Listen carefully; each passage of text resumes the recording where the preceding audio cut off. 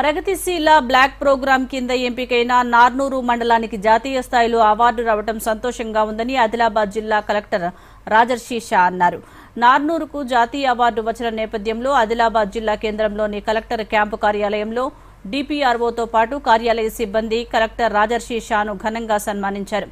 ఈ సందర్భంగా కలెక్టర్ రాజర్షి షా మాట్లాడుతూ అందరి సహకారంతోనే ఆదిలాబాద్ జిల్లాకు జాతీయ స్థాయిలో ప్రధానమంత్రి ప్రజాస్వామ్య పరిపాలన జాతీయ అవార్డు వరించిందన్నారు.